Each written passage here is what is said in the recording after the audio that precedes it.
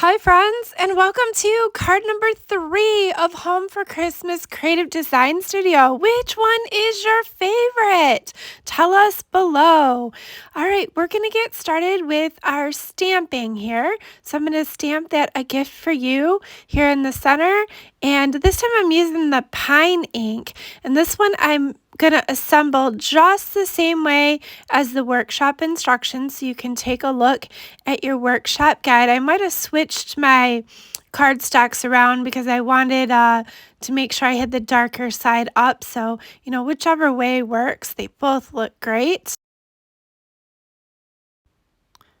Next, we're going to banner this piece here, and a tip for doing the bannering is to make a slit up the center and meet it on both ends. I just love all of the colors here, the black, the white, the reds, the greens, and that plaid. So fun. It comes together so nicely.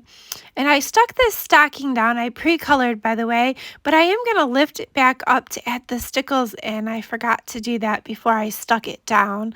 So you'll want to add that stickles in there. You'll see I'm going to pull it up here in just a second to add that under there. I did freehand the stickles here down the center, but don't forget you could use a pencil to draw a straight line. You don't see much of it at the bottom there anyways. And I'm going to add some stickles to the stocking, and look at how fun this is. So you see how I switched the colors around because I wanted the dark side of the green up, and that wasn't how I cut it. So now we're going to assemble card number 3 the second way, and the difference that I did here was add that glitter paper in. Adding just that touch of glitter paper makes such a difference. You'll notice that after I put the glitter paper down, I trimmed it to match the ends of the other paper. And then I assembled this card just the same way as I assembled the last one. As you know, the Close to My Heart paper has a white core in the center, and if you just saw, I inked up the edges of this black piece. I did not want any of that white core to show where I trimmed my piece, so I just inked the edges, and that solved that issue. Now here I did decide to play around with where I was going to put that stocking. I was trying to decide. I didn't want to cover so much of that glitter paper, so I moved it all around, but I ultimately decided to just set it off a little bit at a different angle, but still down in that right hand corner. Here I also colored in the gems. Remember, you can color them with the alcohol markers, and don't forget the stickles on your stocking. So fun! Now for card number 3, the third way, and you're going to see here that I brought in a black piece of cardstock 4 1/4 by 5 1/2 and used that as my card front. I ran it through the black ink to cover up that white core. I think that this one was my favorite of card number 3 so far because it really made it pop. That black along with the glitter that I'm about to add here really was a rich look. I'm adding in the 3D foam tape because that's the trick to getting things to stick to the glitter paper is use the foam tape. I'm going to run the black sediment piece here through the ink pad as well to cover up that white core, and we are ready to finish assembling this card. Now you're going to notice I just bannered that piece, but I forgot to add it. I'm going to add it in at the end, don't worry. Look at how fun this is. I just love that black with the glitter. Let's not forget these little greenery pieces. They were so fun also, and I'm hoping to show you another technique that I want to try using these and foil paper. So stay tuned for that. It might come a little bit later, but I plan to do that. This one I just decided to put one little red gem in the O of 4.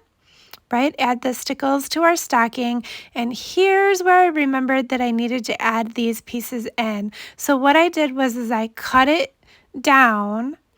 I cut that strip down to 2 pieces, and then I just snuck them in on the ends. Did you see my little trick there? Don't tell anyone. It's our little secret. Nobody will know but us that I snuck those in afterwards. So tell us, what do you think of card number 3, the third way? I just love that gold and black, such a rich look.